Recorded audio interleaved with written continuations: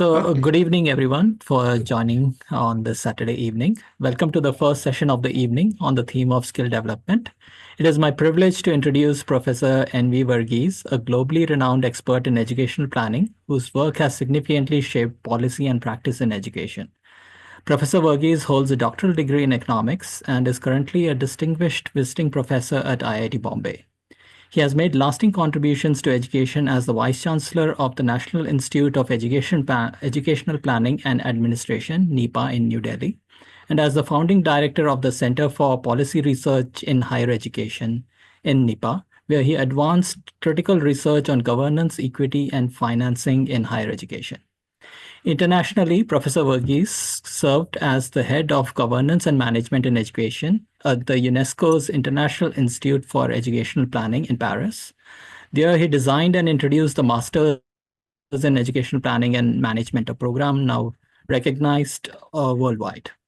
He also led the International Working Group on Education, fostering collaboration among funding agencies to improve education systems globally.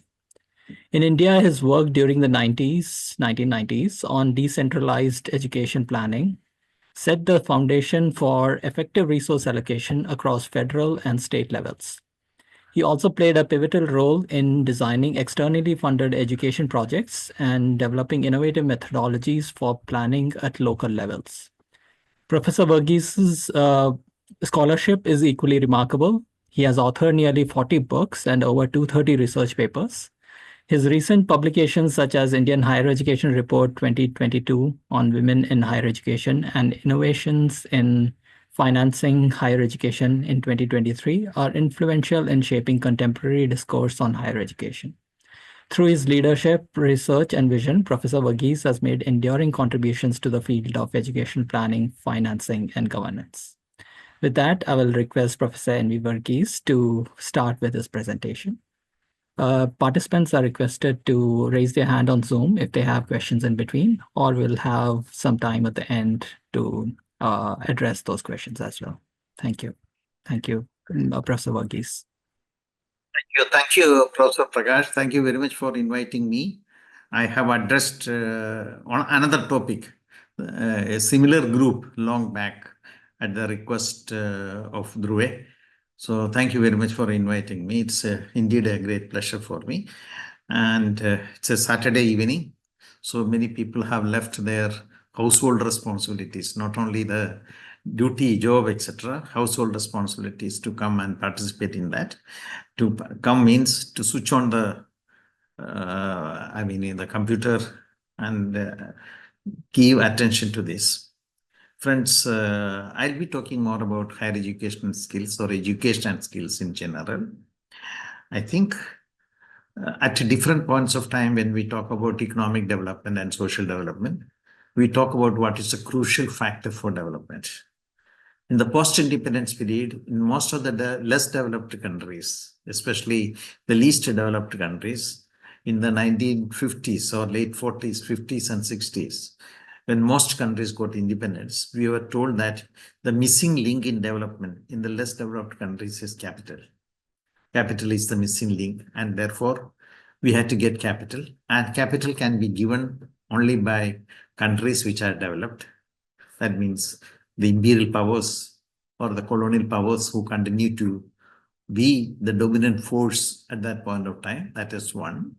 Or other countries. United States, for example, it did not have so many colonies like Britain or France or Portugal.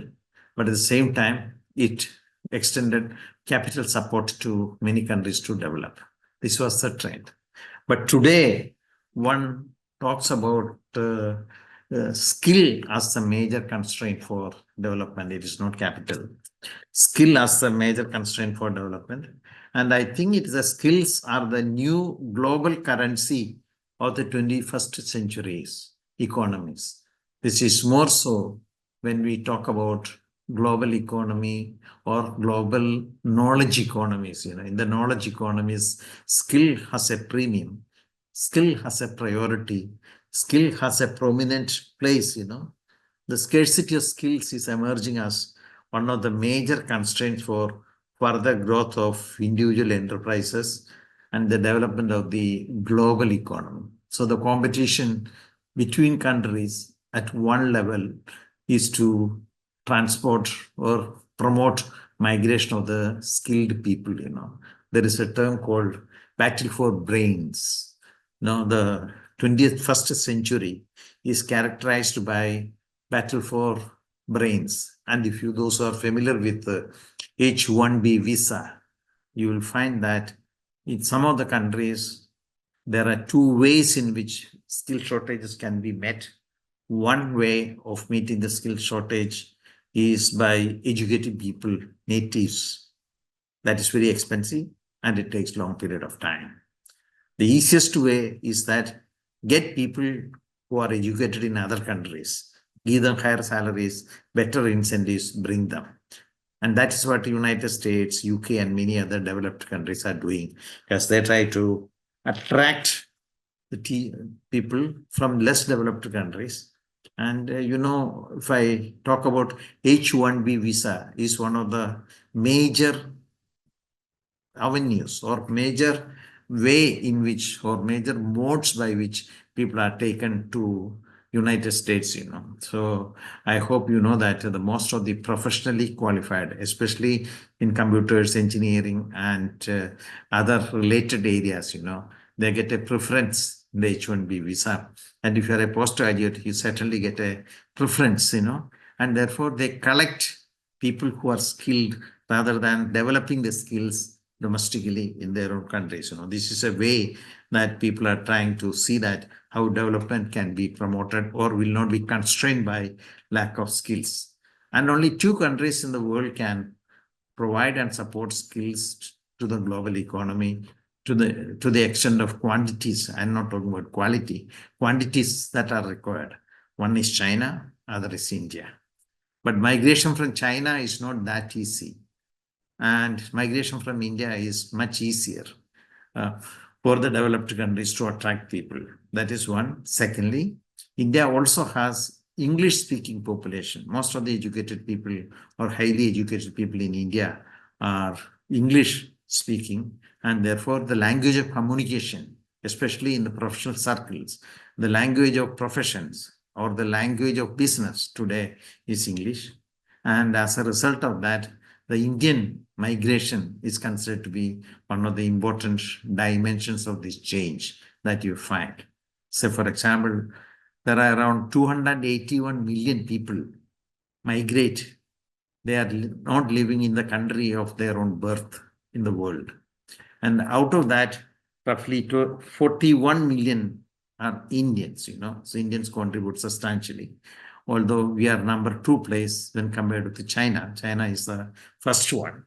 However, in terms of the remittances that we make, India is much ahead of China. India has three-digit, what you call remittance. I think for 2023-24, as per the latest data concerned, around $110 billion is the annual remittance of the migrants to India. These are all examples of the skill migration or migration of the skilled to the countries and the attractiveness of the skill that is very important, And it is estimated that even skill upgradation, one of the difficulties that we face, and especially from India, is that in terms of quantity, we are doing very well. But in terms of quality, we are finding it very difficult because the quality not only of higher education, but also of the skills that are produced becomes very difficult. But many of the people, when they migrate, they need to be upskilled, The World Economic Forum report in 2023-24 showed that investment in upskilling could potentially boost the global economy by 6.5 trillion, not billion. 1,000 billion makes 1 trillion. It is said that 6.5 trillion by 2030. And it also made an estimate for India, upskilling, how much it will contribute to, what will be the substantial contribution that it will make. It is estimated that it will be the India, if the labor force is upskilled, around $570 billion will be additionally created by the year 2030, which means even those people who are skilled needs to change, needs to be upgraded, needs to be upskilled, and that makes substantial contribution to economic development of the country. But some of the important dilemma that we face as policymakers and planners in India, and not only in India, globally, but more so in India, is that skill scarcity coexists with a high level of unemployment among the youth. On the one hand, we say that high level of unemployment. On the other hand, we say that there is skill scarcity. This is this is a very, very seemingly conflicting situation that is existing, which means that perhaps it is not true to say that people are not available. People are available, but the skills are not suitable, best fit for the job that they are expected to perform in the employment market. Or in other words, the mismatch is one of the reasons, one of the important changes, characteristics, dimensions of what we find in the world, in the labor market. So the linkage between education and employment, the linkage between education and skill development and deployment of the skills in the labor market becomes an important dimension. And this has become an important challenge, a very important challenge for many of the developing countries, So for example, the National Employment Report of Engineers have found that 80% of the Indian engineers do not possess the skills needed to meet the demands of their employers. So the employers, those who are to recruit the engineers, find that they are engineers. There is no doubt about it. They have an engineering degree from some of the engineering colleges, need not be from the reputed ones, but they do not possess the quality of education or the skills that are needed in the labor market. So there is a mismatch. It's not just a small percentage. Nearly 80% of the Indian engineers do not possess the skills needed to meet the demands in the labor market. This is a substantial, large amount or substantially large number of people who are finding it as a misfit to be employed in the labor market. This becomes very big challenge for higher education institutions. In all circumstances, and if you look into the gender division between the employment opportunities and the skill mismatch that we are talking about, we will find that women are more adversely affected by the changes or the mismatch that we are talking about, So it is very, very difficult to see that, it is not only there is a skill mismatch, but also the gender skill mismatch is substantial, is substantial. So therefore, it is very important to see that this change that you're talking about is very important one. A second dimension is that youth population is increasing. Many a time it is referred to in the literature as the youth bulge. But many countries are not in a position to take advantage of the youth bulge because of the lack of skills that these people are having, So the reason why I find that there is a lot of change that is taking place and the unemployment is increasing, youth population is increasing, so it should be seen as a important positive dimension for economic development. But unfortunately, that is not happening because many of the cases, unemployment is increasing with the increase in the number of youth, larger number of youth are coming to the employment market, to the labor market. At the same time, we also find that large-scale unemployment is taking place. In the developed countries, unemployment is because of two factors. One is the automation, and the middle level and lower level skills are replaced by not by the human beings. These skills are replaced by machines and different types of machines and arrangements and mechanization, that is process that is taking place in the production process, is leading to a situation of automation and loss of jobs for middle-level skills. And the second one is that many economies, especially large-scale economies like USA, UK, and many other countries, are facing a situation of outsourcing. The labor cost is very high, and if it is outsourced and the production part is done in the less developed countries, not only they get they get an opportunity to recruit the most skilled people from the less developed countries, but they also will be paying less. And as a result of that, the profit margin will be increasing. So these are the two factors that are responsible for a high level of unemployment.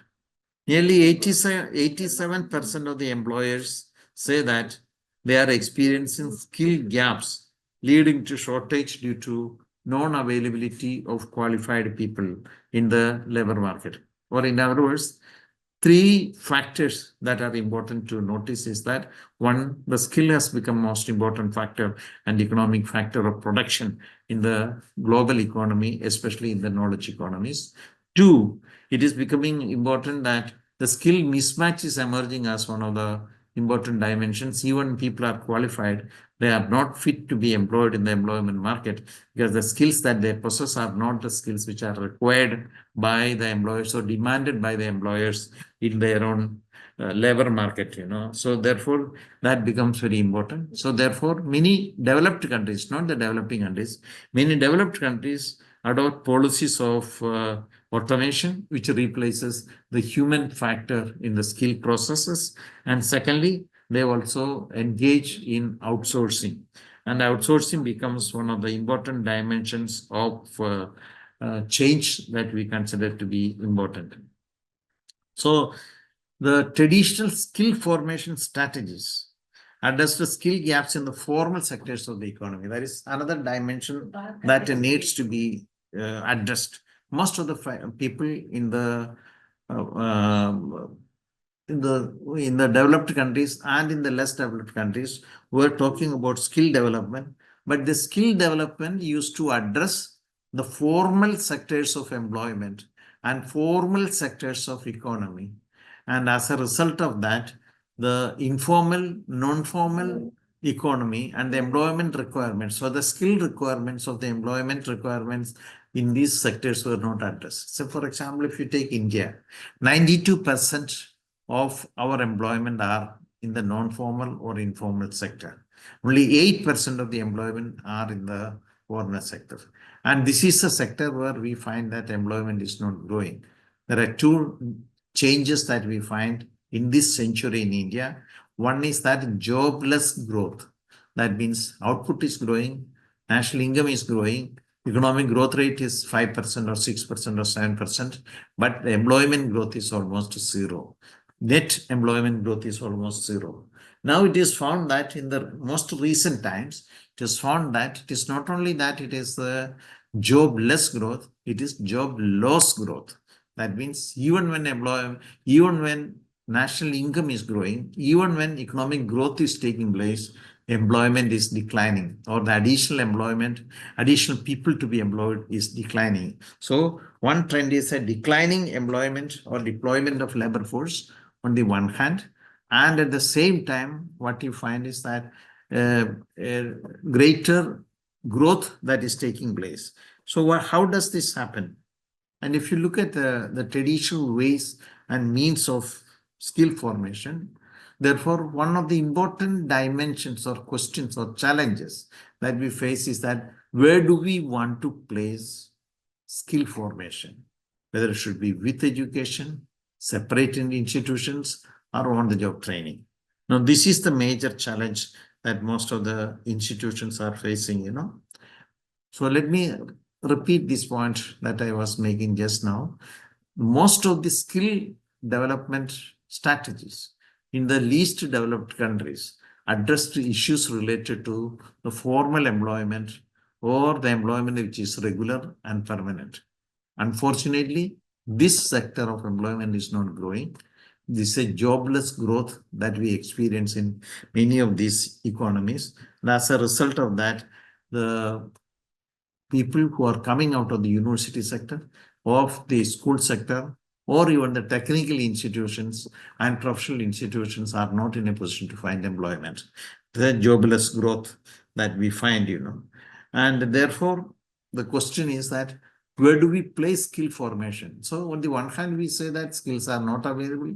On the other hand, we say that jobs are not growing. So even if skilled people are available, it is not possible for them to find employment because employment growth is not taking place even when economic growth is taking place. One phenomenon that we find with the post-liberalization period is that the economic growth has picked up. Previously, we used to have growth rate of 4% or 4.5%, 3 to 4% growth rate of the economy that used to take place. And the employment growth used to be 1 to 2%. Or in other words, what I am trying to say is that employment growth used to be around 50% of the rate of growth of the economy. So that used to be the pattern. But in this century, we say that economic growth is taking place, but employment growth is almost zero. Then we are saying that in the recent past, the trend is that employment growth is negative even when economic growth is taking place. So therefore, the demand for skills, existing skills or engaging the existing labor force is not possible as a result of the lack of growth in employment in the organized sectors and in other sectors. The second factor is that 92% in India, especially, of the total employment is in the informal sector. And you may be knowing about gig economies.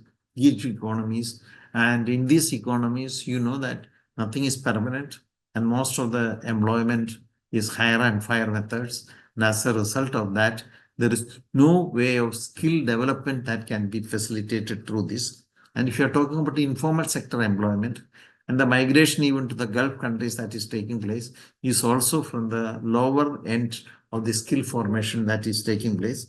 And in these cases, it becomes very difficult for people to create a situation of linking and integrating education and skill formation process. So, for example, where do we place skill development in the context of education, especially in the context of higher education? There are three modes in which skill formation can take place. One is that skill as part of education. Two, skills in separate institutions. Three, skills should be developed on the job. These are the three options available anywhere in the world. And if you go back, skills as part of the education, that means integrated educational skill formation. This is one arrangement that is talked about very frequently. And if you see the National Education Policy of 2020, the National Education Policy of 2020 talks about integrating education and skills, especially at the school levels, even at higher education levels. You know that we work in master's degree, work, and further studies, the skill formation that is taking place. The skill universities have come into existence. I'll come to it at a later stage. These are separate arrangements that you find and efforts to integrate skill with education. But many people do not like this opportunity. The second category is that skill formation in separate institutions. In many countries, you will find that skill formation or skill development is not part of the general education or academic education that is taking place. It is separately done, and you will find that many a time these arrangements are in separate institutions. Say, for example, if you take the ITIs in India, they are skill formation, but they are not part of the school system. Similarly, if you take the polytechnics that you take, again, you will find that they are not part of this regular school system. They are separate skill formation, skill development institutions established in India. This is very important to notice that our efforts to combine or integrate education and skill formation did not work out very well. Because if you take the vocational education, the enrollments to vocational education did not expand. Nearly 85% of the youth in India are not trained, are not skilled. Secondly, even when you say that they are trained and skilled, they are not skilled certified training. Certified skill training has not taken place. That is where the importance of national skill qualification framework are important, which I'll come to it at a later stage in my presentation. So therefore, it is important to see that how skills can be developed. But when it comes to higher education, the question is assuming a different dimension altogether. What is that so important in the context of higher education is that some people feel that higher education is not the responsibility of the universities and colleges and universities. Some people feel that the education becomes meaningless and less useful since they do not imbibe the skills which are demanded in the labor market. So therefore, these two dimensions of change are important. Say, for example, if you look at the change that is taking place or the debate that is taking place, what should the universities focus on? It says that there are two types of knowledge: knowledge as knowing, knowledge as operation. There are two categories of knowledge, and universities should focus on knowledge as knowing. Training institutions should focus on knowledge as operation. This is the division that is made. So many people, especially the professorate, argue very vehemently, very strongly that the universities are the places to produce knowledge and transact knowledge, and they are not the best arrangements or institutional arrangements to create a situation of producing skilled, trained labor force, skilled, trained manpower. So this debate is very important to see that how people see higher education, the role of higher education. For example, it is also important in the context to see that what should be the role of the universities to produce a finished product who can be immediately employed or utilized in the labor market, or somebody who is trained or trainable. So the question is that should universities produce trained persons or trainable persons? So people will say that, some group of people will say that we need to produce trainables, not trained persons. Why? The trained persons concept in a in a situation of long duration courses does not work out. By the time a skill, somebody is trained very narrowly in a particular skill, by the time the person graduates from the university, that skill may be outmoded. It is estimated that 85% of the skills which are in demand today may be disappearing in the next 10 years or 15 years. The skills which will be demanded, even of those employees who are employed now, will be very different from the skills that they possess now. So therefore, it is very difficult to focus on skill formation by the universities. That should be given to separate institutions, or perhaps the most appropriate arrangement is to produce these skills on the job. You recruit people and try to give them enough training. So, for example, that is what we do in IAS. The IAS administrative services. What we try to do, we have competitive examinations, which is 3 stages of competitive examinations, multiple choice questions or prelims. Then you have subject based, then you have the interviews, then you select people. And once you select people, then you have to undergo training for at least 1 year or 1.5 years in Missouri. That is on the job training, training them to what to do, to the administrative cultures, management and governance, and many factors which are responsible, which are important to understand. So they are recruited and trained. So therefore, on the job training is perhaps the best way to link education and training. This is the way that tries to see that. But essentially, there is a corporate interest, and there is a household interest, and there is a government interest. There are 3 parties involved in the skill formation. The corporate sector will be always blaming the educational sector, but saying that skill formation should be the responsibility of the government sector or should be the responsibility of the educational institutions, which means that the corporate sector do not want to invest in the skill formation, the cost involved in the skill formation, the cost involved in the training. part of it, So they do not want to invest their money. On the other hand, the government feels that it is a social responsibility to ensure that employable people are produced from the education system, and and as a result of that, they are ready to invest in education. And the household is willing to invest in education and skill formation, provided there is an employment opportunity. And why this change is taking place, you will find that if you take ITIs, if you take polytechnics, and if you take engineering education, in all the cases, what you find is that the private sector is coming in a big way. Why the private sector is coming in a big way? They are coming in a big way because they feel that the imparting of the skills imparted by these institutions are finding a place, are finding an important place in the context of the employment market, and therefore they are ready to invest. You might have heard about capitation fee colleges. Some of you may be graduates of capitation fee colleges also. Capitation fee colleges, which came into existence in the late 80s and early 90s onwards, you find that in the engineering division, they used to charge around 10 lakhs rupees at that point of time to get admission, then fees and living expenses, etc. And that used to be the demand because the engineers were in very high demand.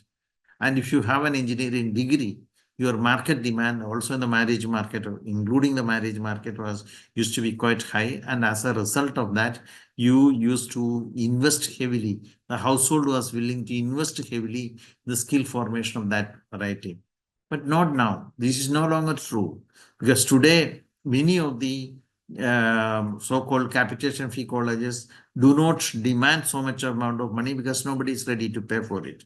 And moreover, many of the private engineering colleges are getting closed down in Tamil Nadu, and it is because of the fee reimbursement scheme introduced in the undivided Andhra Pradesh in 2009. It is continuing, the colleges are continuing. Otherwise, they are also not in a position to continue with the change in circumstances whereby the households are not willing to invest so much money and the students are not willing to come and study. And as a result of that, many of the engineering institutions are not having enough enrollment. They are running at an enrollment of less than 50%. That is why one of the states like the undivided Andhra Pradesh, now in Telangana, and also in Andhra Pradesh, they introduced what is called as a fee reimbursement scheme. Nearly 80 to 90% of the engineering institutions in some of the states are in the private sector. So what is happening is that when there was a demand for skills in the education sector, many of the households demanded skill education, especially technical education, especially professional education, and they were ready to pay for it.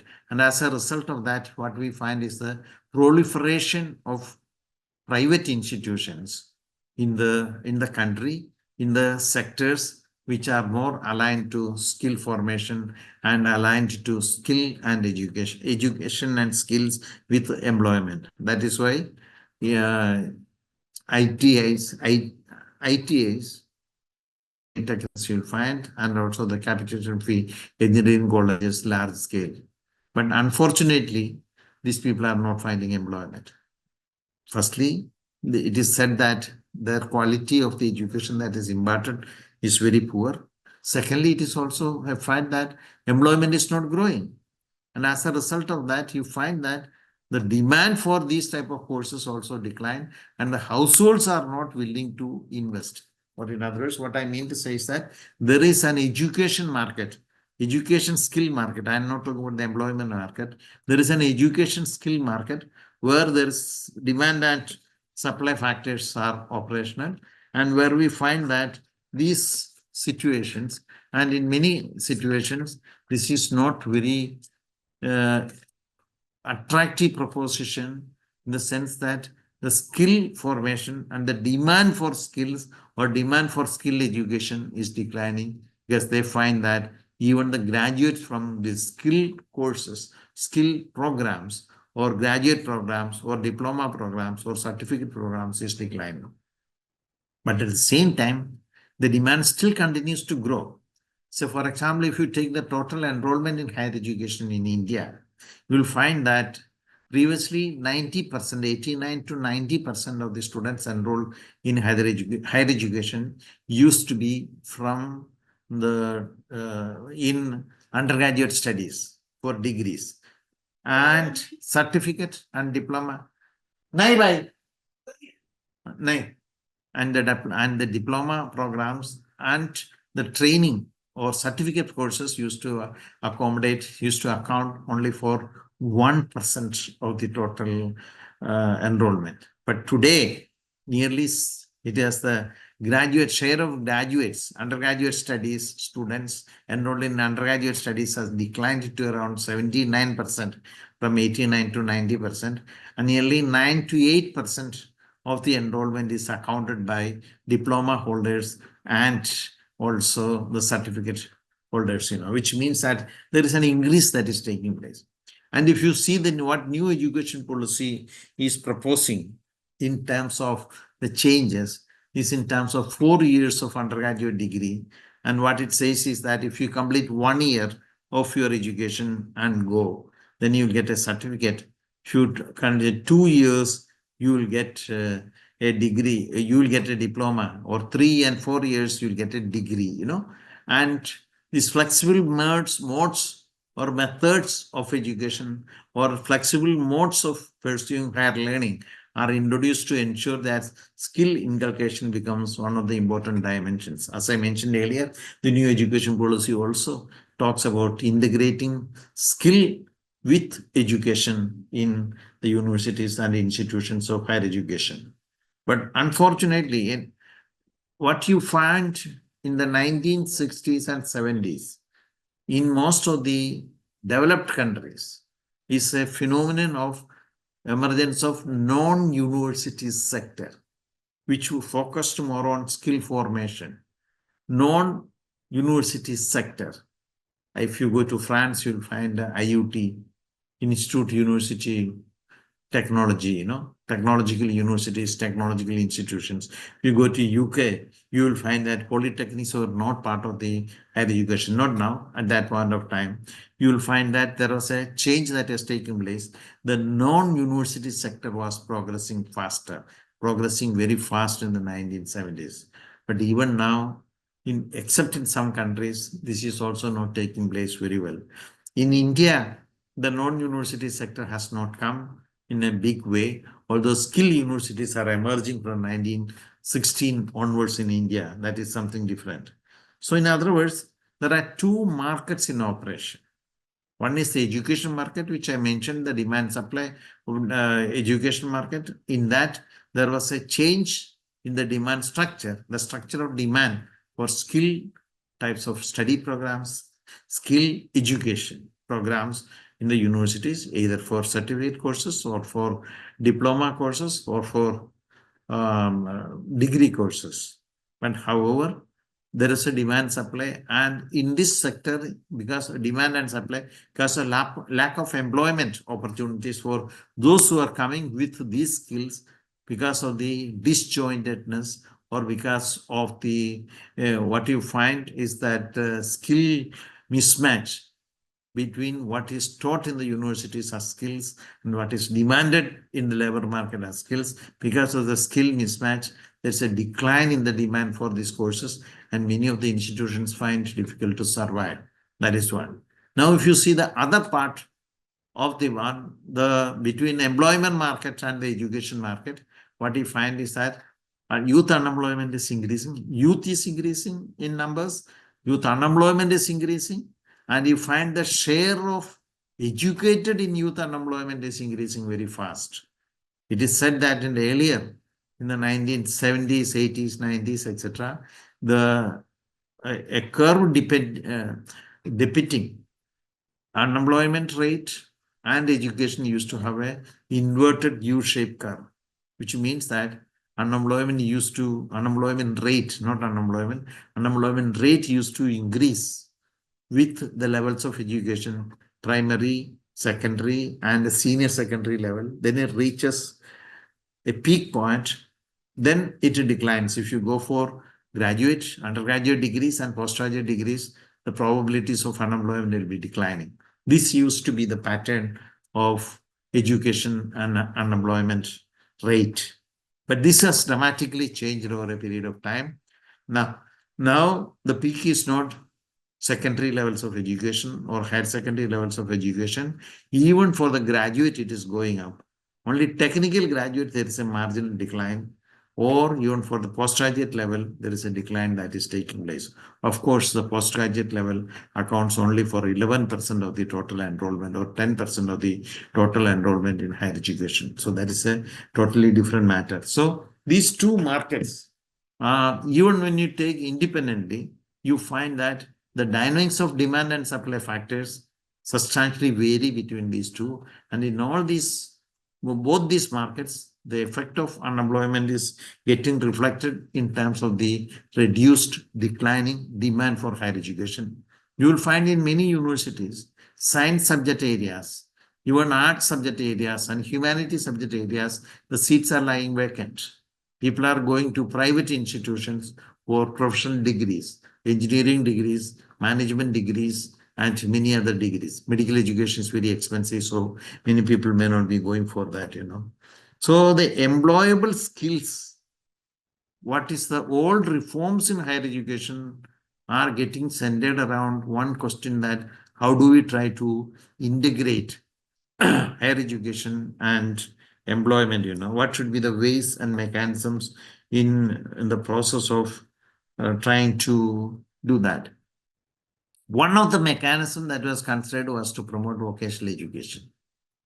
Unfortunately, vocational education is not expanding. Ever since we got independence in 1947, the first committee appointed was the 1948 Committee on Higher Education. Then there was a Secondary Education Commission. It was expected that we will be expanding higher education, we are expanding vocational education, but there are no takers. Even today, secondary education, or if you see the vocational education or the second vocational component, vocational streams or secondary education are very, very limited. Say, for example, the national policy of 1968 considered that 50% of the students at the +2 level will be enrolled in vocational education within a period of 20 years. That means by the time 1988, there will be 50% of the students in the +2 will be enrolled in vocational courses. But what is the result, or what is the story? Then we find that not even 5% went to enrollment. So in 1967-68, after the 1986 policy, Government of India established another committee on vocational education. There was an inquiry and many studies, empirical studies were carried out saying that why people are not coming to vocational education. So there were instances of interviews and also empirical studies that were carried out. And in the empirical studies, it was found that many people are not ready to go for vocational studies for different reasons. One, if you say that you are an vocational graduate, you have no future to go to for a higher studies. Secondly, if you say that you are going to vocational stream, the general perception and social perception is that you are not good for academic studies. That means you are not a good student.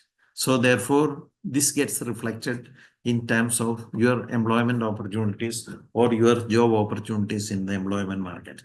Therefore, there was a difficulty for many people to go to vocational courses. Secondly, the vocational courses require heavier investment, larger investment than academic courses. The government was not ready to invest very well in vocational courses or in equipments and instruments to be purchased to provide quality vocational courses. Therefore, the people who came out of the vocational education programs, vocational study programs, remained more or less unemployed. And as a result of that, unemployment among the vocational graduates increased. So there was nobody to go for unemployment. There was nobody to go for vocational education courses. Not that the academic courses gave employment, but at least there was a hope that you will not be put into additional risk and responsibilities of additional risks of unemployment. That is a trend that we find in this. And in 1988, what we find is that since there was no possibility of expansion of secondary education and enrollment in the vocational education, the government appointed another committee after 1986 policy. And this committee suggested that put a target of 10% of higher secondary schools should be vocationalized by 1990 and 25% by 1995 in occasional streams. You can see that the targets were brought down to make it more realistic, realizing the fact that the social perception towards opting for vocational courses are not that very good. It is not a fertile ground, and therefore it was brought down. However, even then, these lower targets were not achieved by vocational education streams in India. And this is something that is very important. And as a result of that, there are several efforts which are made in India to see that skill formation through vocational education takes place. But this is not taking place and this is not going ahead. Perhaps vocational education is not considered by the public, by the households, as the most reliable way of skill formation that is taking place. So what you find is that then the government started thinking about not vocational education, the thinking changed to skill development rather than vocational education. And the skill development, there was a policy that was formulated in 2009 for the first time in India, a skill formation policy or skill development policy, and it set an ambitious target of skilling 500 million people in India. But it is not through the educational system alone, through the informal system and through arrangements with the private sector, etc. There was a white paper that was brought out by the Ministry of Skill Development in 2015. Those who are interested to pursue this part of the study, it may be better. It is freely available on the website. If you go to the website, not website of the ministry, or even if you go to Google and type white paper on skill development, you will get it. Then you find that Ministry of Skill Development was established and it launched several programs to encourage and promote skill development in the country by providing free and short duration skill programs. Many of these programs were online programs. You find that you might have heard about, Pradhan Mantri Kaushal Vikas Yojana, PMKYY or PMK, to encourage and promote skill development in the country. So that is something that you find. And you will find several other programs similar to that. National Skill Development Fund was created. National Skill Development Corporation was created. National Skill Development Agency was created. And many of these Skill India program, and you might have heard about that. The Prime Minister talks about skill development programs in most of his lectures, Skill India program. So unfortunately, most of these programs did not lead to a more employable opportunity for the higher secondary school graduates or university education graduates in India. So that is the status, or that is the way that we try to see that. I think I should also say here that India introduced what is called as a National Skill Qualification Framework. I don't know how many of you have heard about it. Otherwise, you just go to the ministry and Ministry of Education or to the Ministry of Skill Development and try to put National NSQF, National Skill Qualification Framework. What does it try to do? It try to see that for each level of education, what is the skill that is produced? What is the skill outcome? The skill of those who are outcome. So you may be spending 3 years, another person may be spending 4 years in a particular level of education, but the skill level may be the same. So today the degree is based on the number of years that you spent.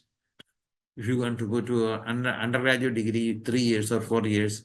If you want to go to the schools, secondary school, 2 years for the secondary and 2 years for senior secondary, which is which is changing now. You are seeing secondary as one block and only 4 years that you'll find.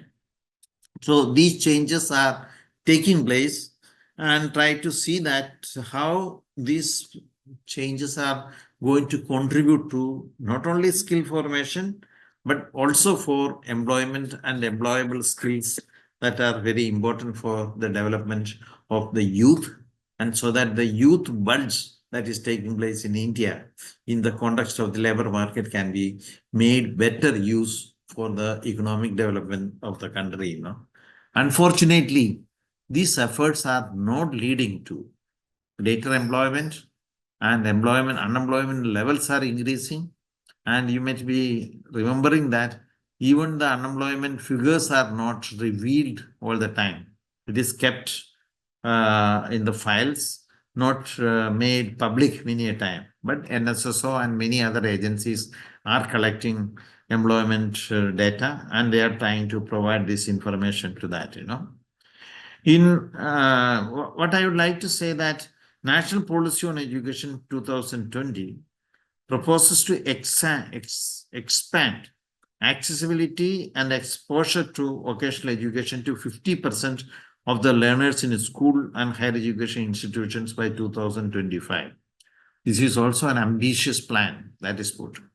I told you that there was a plan by the Ministry of Skill Development, there was a plan to skill 500 million people by the year 2025, but that is not through the school system, but through the informal arrangements, institutional arrangements, which are created, need not be always public. It can be public, private, or with both a joint responsibility. This is in that. But the new education policy considered that vocational education accessibility and exposure to vocational education should be 50% of the learners in the school and higher education institutions. This is an ambitious plan. This is like the 1968 plan where we said that 50% of the +2 students will be enrolled in vocational courses and vocational study programs, which did not happen. And we have started BVOC programs and MVOC programs. BVOC, Bachelor of Vocational Education, and Master of Vocational Education programs. In all these cases, we find that what we find is very limited number of students opting for skill formation, skill development courses. This is a very unfortunate situation that we are coming across. But at the same time, a new concept that has come, as a referring to what I discussed earlier, the debate was that what universities should do. Should they develop skills, or should they develop knowledge as knowing or knowledge as operation? These were the division, these were the debates. And even occasional programs were considered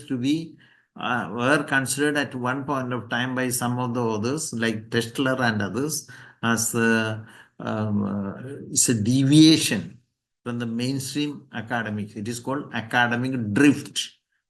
The term that was used in literature, you may be reading articles like that. It was academic drift that has taken place, So people are not ready to accept it.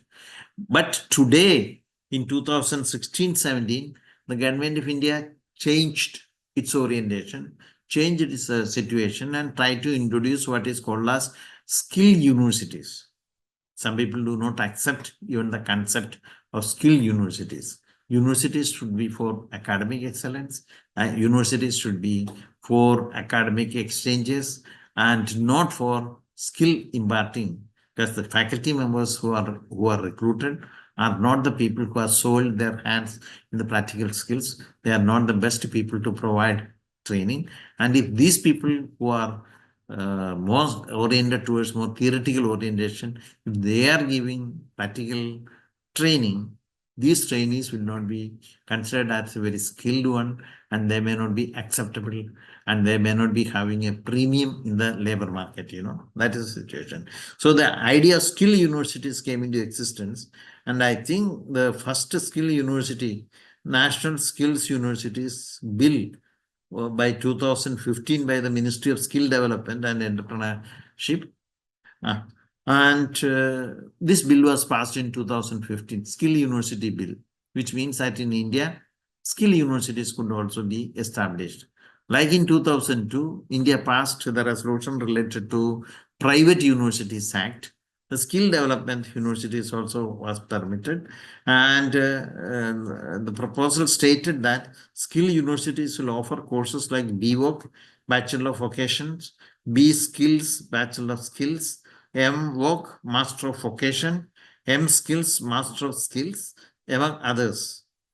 Sri Vishwakarma Skill University, established in 2016 in Paliwal, Haryana, is perhaps the first skill university in India. I think now there are six or five or six, or I think it is six skill universities in the public sector, and perhaps a dozen skill universities in the private sector in India. So skill universities are come into existence. So this is a new development that we find.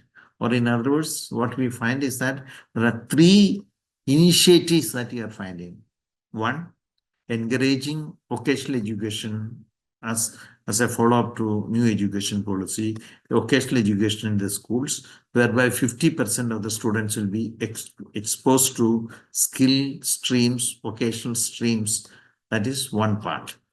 Two, another form, not located to the school, but what we find is that 500 million people will be skilled short duration programs with outside the school. This is not a school-based program. Outside the schools, this is by the Ministry of Skill Development and Enterprises.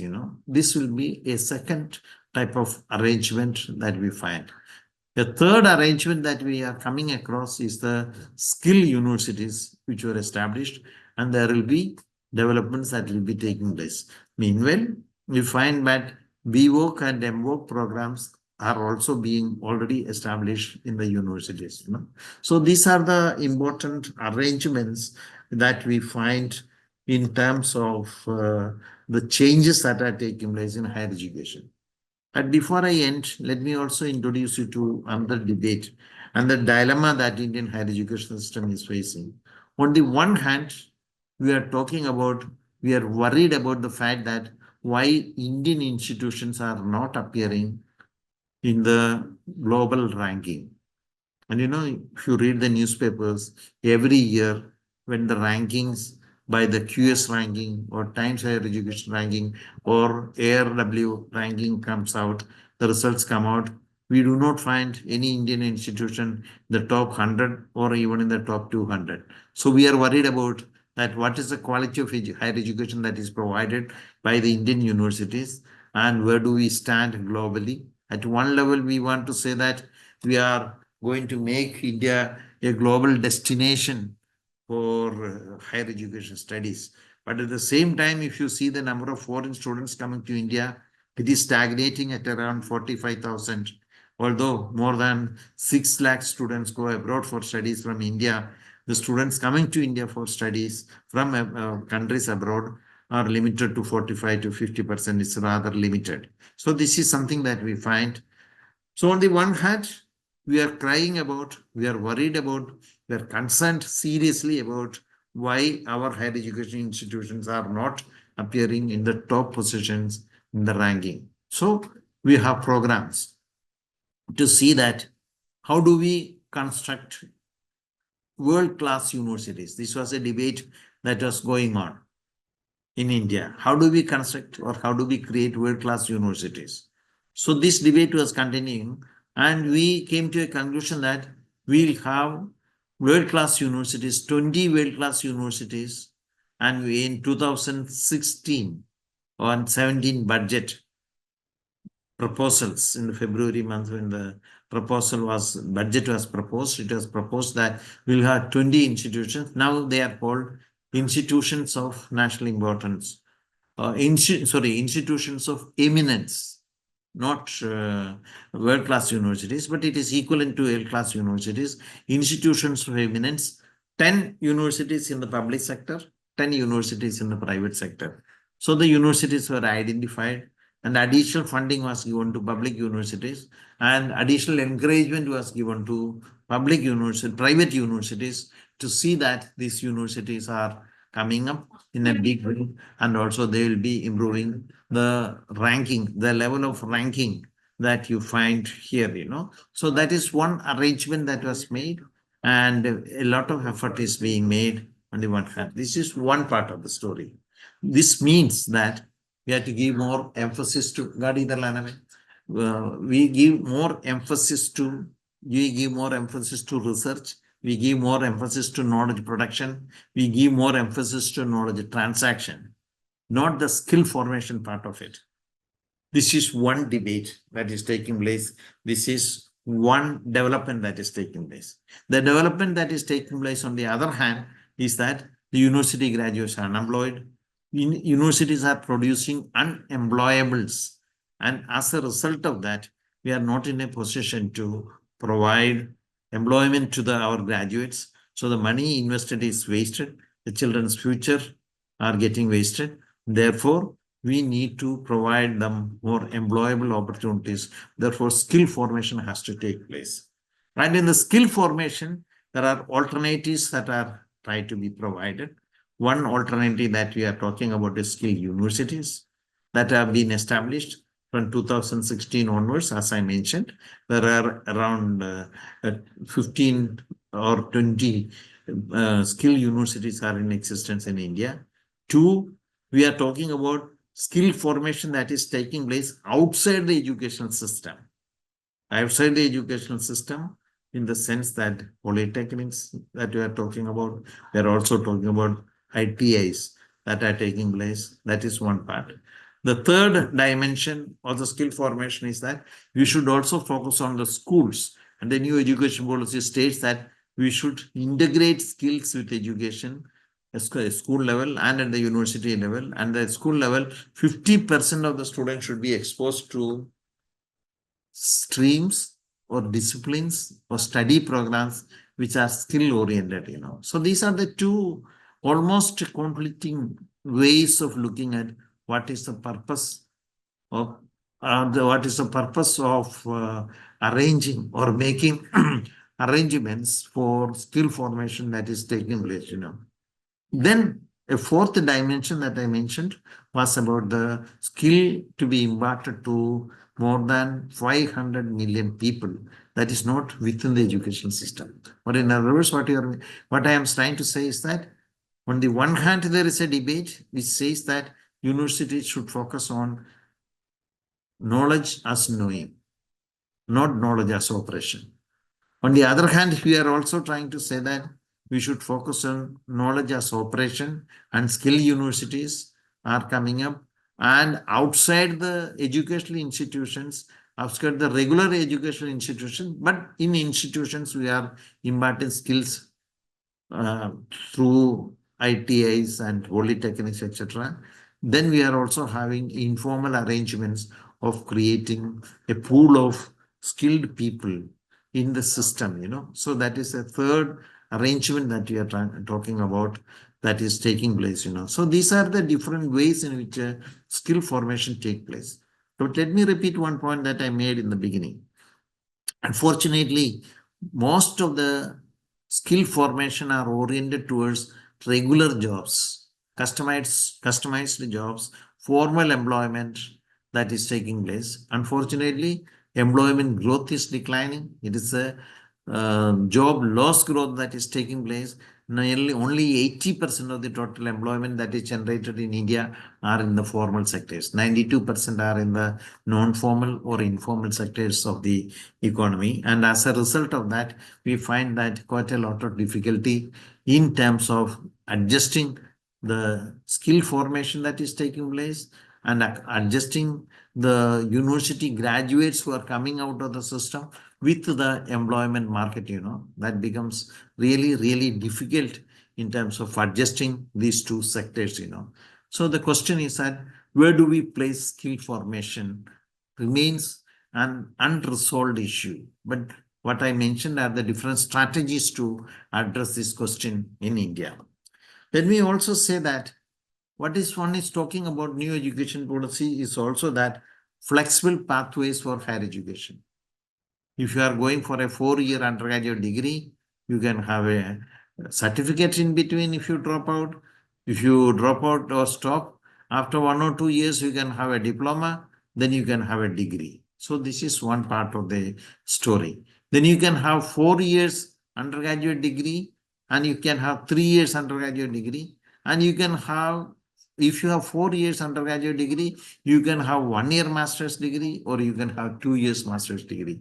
And then you can have online courses. 40% of the courses that we are talking about in higher education, when you are registered for any undergraduate degrees, can be acquired through online. So there are multiple pathways which are emerging in India for higher education, unlike the previous one. Similarly, you can enroll for degrees in one college or in one university, and you can have 40% of your courses or 30% of your courses or credits you can acquire from another university. The credit transfer facilities are also taking place. There is something called credit transfer committee which was established. I was a member secretary of that committee. You will find that there are also recognition of this ABC, Academic Bank of Credits, that are created. Then you will find that National Skill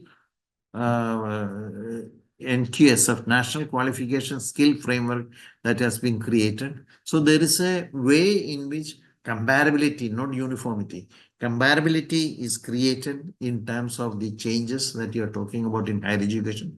The whole higher education scene is changing. The last point that I'll make, and I'll end within 2 minutes, the last point I will make is that there is something called micro credentialing. And it is very important to notice this change that is taking place. Say, for example, if you take MOOCs courses, many students who are doing regular courses in the universities in India are also following MOOC courses. And some of these courses, either MOOC courses outside or by the private agencies. One of the positive contributions of COVID was that many of these study programs have become online, and LMS, learning management systems, have become common. And most of these are private, run by the private agencies, and corporatization of the educational sector or training sector that is taking place. Many people are earning micro credentials, 2 months, 3 months in a particular area. So you have degrees in economics or sociology or history or political science, but you have a course on analytics, data analysis, something like that, that you have done in from another university or in the private. Now you have micro credentialing. And these micro credentialing courses are becoming the agency to link education with employment, education with the skill, and the skill formation. These are acting as intermediary arrangement between education and employment. That is the way the new dimension of skill formation that is taking place in India, and many students are taking advantage of that. But let me also say that a student who is born and brought up in an urban area or enrolled in an urban university with a good language competency, especially many of these online courses are in English, especially the foreign ones, are in a position to take advantage of these new changes, new challenges, or new forms of changes that are taking place. The students who are in the remote area, rural area, who may not even have regular access to computers and internets the way the students in the urban areas are having, they may find it very difficult to do that. So although this is a new alternative that is developing, micro-credentialing is trying to link education with employment. I don't know how successfully, but perhaps it may be more successfully. Otherwise, the students will not be going for such courses. But they are not going to change. So these are the changes that are taking place in higher education, and the elite, perhaps the better off sections in society, and perhaps the urbanized people or students, also households which are located in the urban areas, will be in a position to take more advantage of it.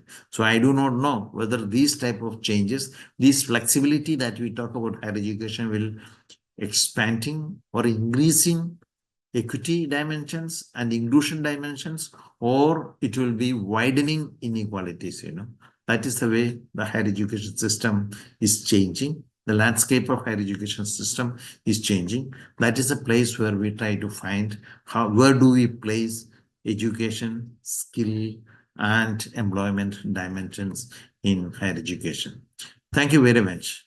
I can spend another 15 minutes for any questions. My only request is that please identify yourself, telling your name and your discipline and department. Thank you. Thank you, Professor Prakash. Mhm. Thanks a lot, Professor Varghese. It was a wonderful talk that goes into describing how big a gap that exists between education and the job sector, and how we are trying to address that in the future. Hopefully, it will be successful. So we have a question in the chat, and one person has raised the hand. I'll ask the participants to unmute themselves and ask the question. The one in the chat I'll relate to you just after we address the one. Uh, uh, Dr. Nayak, you can unmute yourself. Thank you, sir, for this nice presentation. I am Dr. Vivekar Naik, Assistant Professor in Physics from Fakir Mohun University, Baleswar, Odisha. My question is, you are telling that our education system becomes failure in producing qualified or skilled manpower. Do you think that appointment of corruption in appointment of teachers is one of the reason behind this? Because in all over India, whether it is West Bengal, whether it is uh, Madhya Pradesh, everywhere you see corruption means corruption in appointment of teachers. Let me say that, firstly, I do not think so. A correct teacher can be an effective teacher. I don't think that I have not come across any studies, unless you have come across a relationship between teacher who entered the system through corrupt modes are weak teachers, or are the teachers who are not effective or efficient. I have not come across any studies of that variety. If we can do a study like that, that will be very good contribution to higher education. That is one part.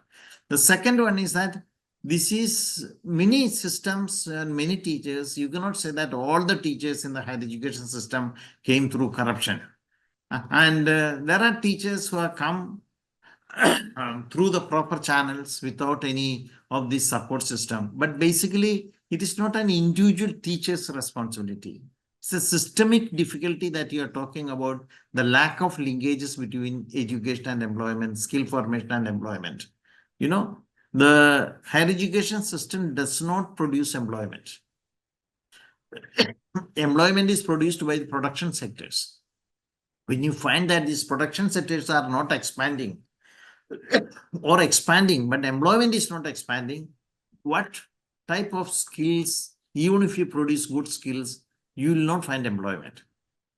So therefore, it is not correct. Secondly, at one level, which I did not want to say, but since you are asking this question, let me say that I do not see that the main purpose of higher education is to produce skills. Production of skills is a corporatized way of looking at higher education. Education should serve the corporate sector. That should be the perspective based on which higher education should develop. I agree that higher education should produce skills. That is why I made the distinction between trained persons or trainable persons. My feeling is that higher education should produce more of trainable persons so that one can switch from one skill set to another skill set rather than narrowly focusing on the job skill. Promotion, production, or development is not the responsibility of the universities. And I don't think that universities are meant for that. On the other hand, that should be the responsibility of the private sector. Because what is happening today is that the skill formation takes place in the public sector with the public money, with the subsidized higher education.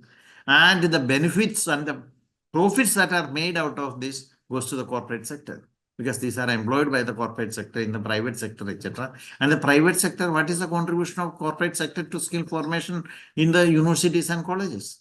They also have a responsibility if they want to employ this, but that responsibility is never questioned. That responsibility is never revealed by them through adequate contributions to higher education development in the country. So there's a question by Professor Sachin Rajagopalan in the chat. Since he's driving, he's not able to ask it himself, and I don't have the background information at hand. But his question is, how can colleges work towards enhancing and fostering industry-academia linkages to facilitate OJTs and internship opportunities and understanding contemporary industry requirements so as to make learners industry ready? Are Also, are there platforms where industry and academia can come together? It's a romantic idea, very difficult to practice. How many companies, these employers who are complaining about higher education, how many companies will permit college students to go to their companies to get direct experience in practical areas of production? Many will not. Education with work was successful only in the ex-Soviet Union countries. Why? That the schools were owned by the government and the industrial sector was owned by the by the government. So there was no problem in students going to the companies, and they were part of the production process that used to take place. But how many private companies in India will open their doors for students to go and practice there? Because it's a large number. We are not talking about small number of students.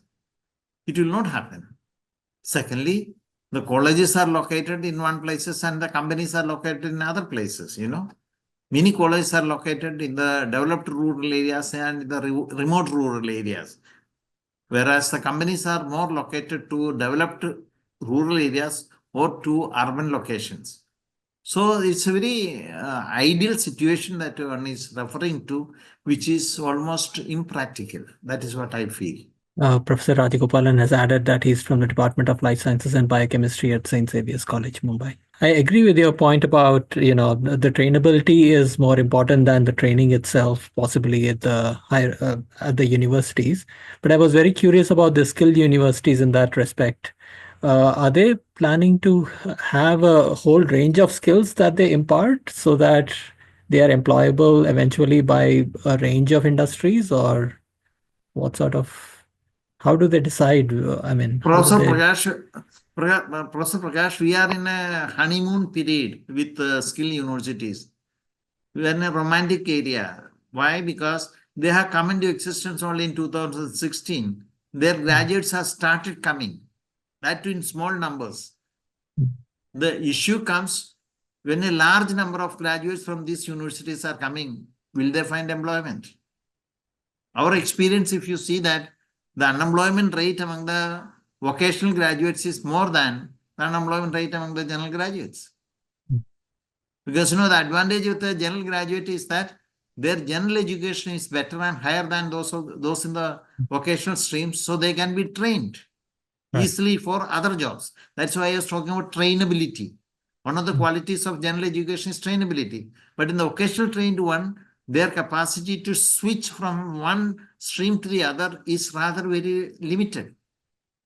So once you recruit them, so for example, in the corporate sector in India, if you see that if you have a foreign degree from a recognized university, you are recruited immediately and you are given a higher salary. Are you trained for the jobs here? No. But what is the expectation? The expectation is that if you are from Harvard or from Oxford or Cambridge or any of the top ranking universities, you are socialized to different types of skills and your capacity to pick up skills is very high. So that is where I come back to this question of trainability becoming one of the important characteristics, and that is provided by general education rather than narrowly defined on-the-job skills which can be utilized only in those jobs, So our graduates who are going for vocational education find it very difficult. So I did not get into the history. So there is a person called Sakropoulos who was in the World Bank. And there is a country, Tanzania. Tanzania was the country which introduced vocational education in a big way with the World Bank proposal to have streams. Now what is happening is that many of these less developed countries, the major area of employment is agriculture. Those who are going to the schools do not want to go for agricultural activities. They want to see education as a mechanism to escape from the agricultural activities, agrarian activities. So you give skills for industrial training, industrial jobs, and the industries are not developed. So they remain unemployed and they have nothing else to do. And it reached a stage where the World Bank people could not visit Tanzania because they were so much disrespected. They felt that the future of their children were destroyed as a result of sending for vocational education. Even in unemployment rate was very high among the university graduates. But there was a hope that I'll be recruited somehow or the other. But others did not have that hope even. So I will come back to the argument of trainability versus training. On the job training is not the responsibility of the universities because the university teachers cannot do it. The institutional arrangement that are created are not sufficient to create a very relevant training, on the job training to the people. That is the main argument basement that I try to see. I did not get into some of the details about that because you have another section on skill development in India. Right. Yeah. So I did not get into, otherwise I would have gone into skill universities and the details that you are asking for. I would be curious to know what sort of syllabus they have. Sorry? I would be curious to know what sort of syllabus they have and all that. Yes. I can talk about it. But sure. I did not focus on that because you always you have another arrangement. So I was talking more about education and employment and skill formation, where we will place skill formation in the context of educational landscape in India. Right. Sure. Okay. Thanks. Yeah. Thank you very much, Professor Varghese, for making the time. Thank you. Bye.